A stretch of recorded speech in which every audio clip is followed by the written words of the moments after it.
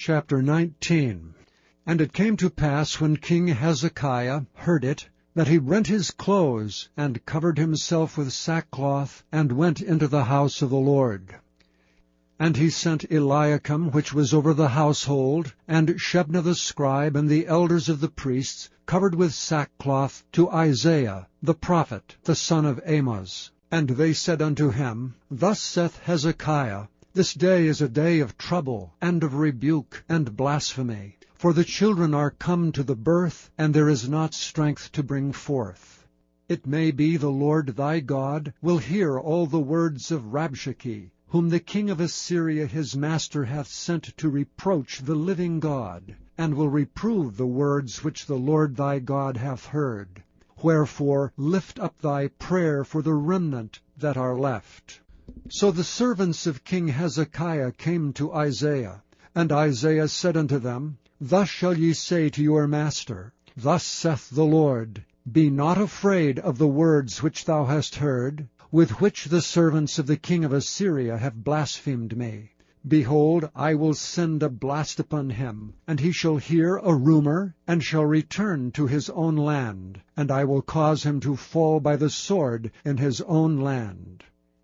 So Rabshakeh returned and found the king of Assyria warring against Libnah, for he had heard that he was departed from Lachish. And when he heard say of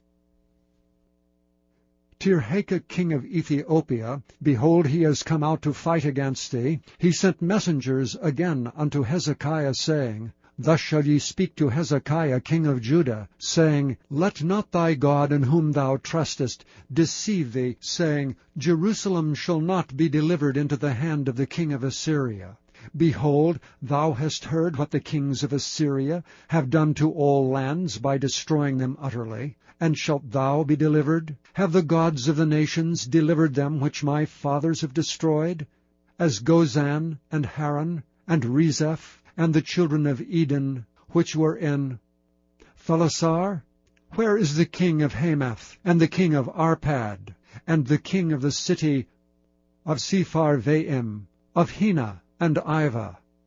And Hezekiah received the letter of the hand of the messengers, and read it. And Hezekiah went up into the house of the Lord, and spread it before the Lord. And Hezekiah prayed before the Lord, and said, O Lord God of Israel, which dwellest between the cherubims, Thou art the God, even Thou alone, of all the nations of the earth. Thou hast made the heaven and the earth.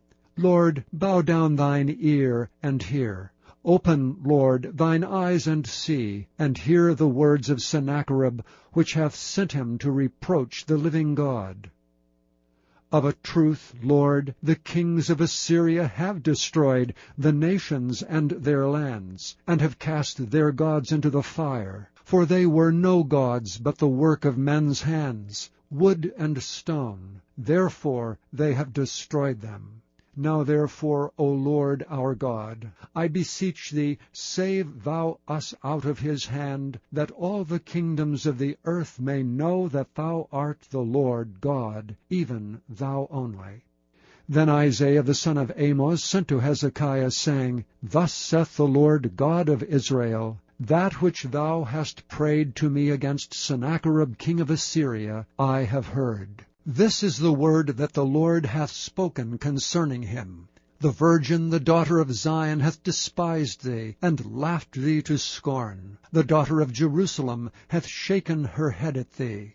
Whom hast thou reproached and blasphemed? And against whom hast thou exalted thy voice, and lifted up thine eyes on high, even against the Holy One of Israel? By thy messengers thou hast reproached the Lord, and hast said, With the multitude of my chariots I am come up to the height of the mountains, to the sides of Lebanon, and will cut down the tall cedar trees thereof, and the choice fir trees thereof. And I will enter into the lodgings of his borders, and into the forest of his Carmel.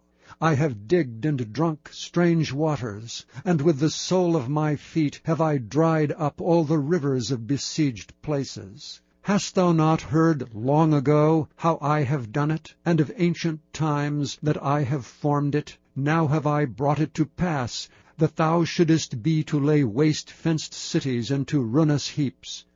Therefore their inhabitants were of small power. They were dismayed and confounded. They were as the grass of the field, and as the green herb, as the grass on the housetops, and as corn blasted before it be grown up.